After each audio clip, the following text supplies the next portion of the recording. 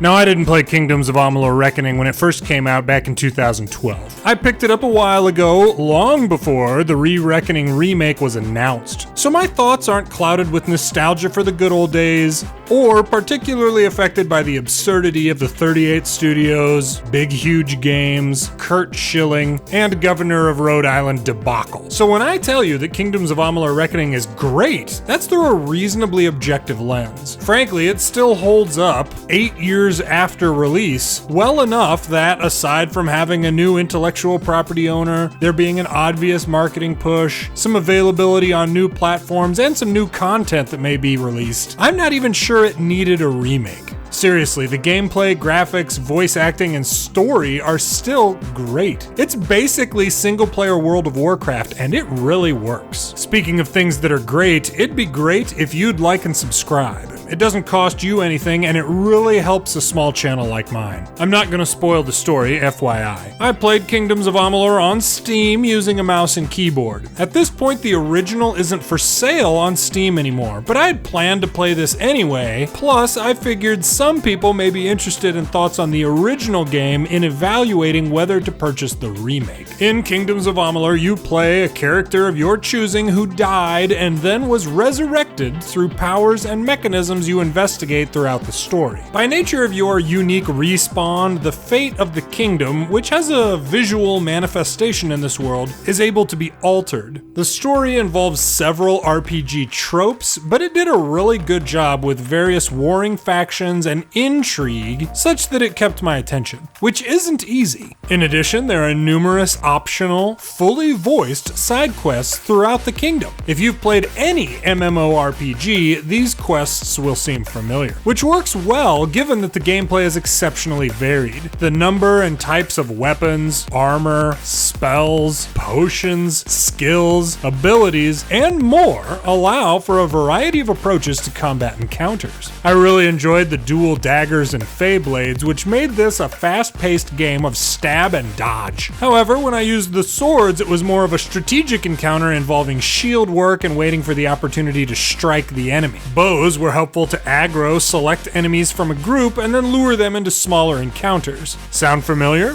Now, depending on how you spec your character and manage dialogue options, you may also end up with the ability to take a stealth approach to certain quests. So if it's not obvious yet, the story, side quests, gameplay, artistic style, and the systems really make this feel like a massively multiplayer online role-playing game. Even better, it makes this feel like one of the best MMORPGs that was never MMO.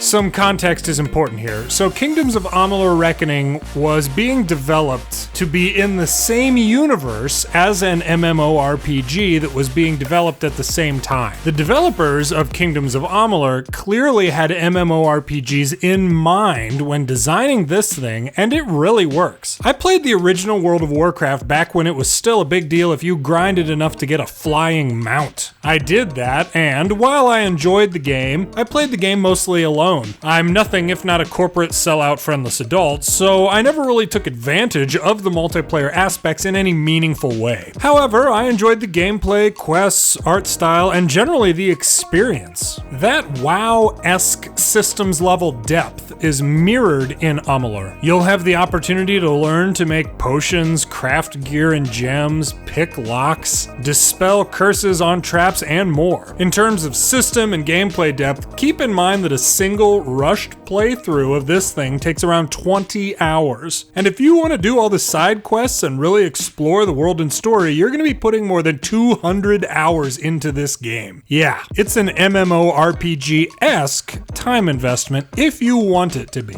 As you've hopefully noticed from the video, the world still looks great. Even better, and perhaps more important in my mind, the voice acting holds up really quite well. I didn't install any mods or improvements. This is the vanilla Steam version. It still looks great. This thing is the single-player World of Warcraft that I always wanted. Honestly, I'm a bit disappointed that I waited this long to play it. In short, if a single-player take on World of Warcraft sounds at all interesting to you, be sure to check this thing out.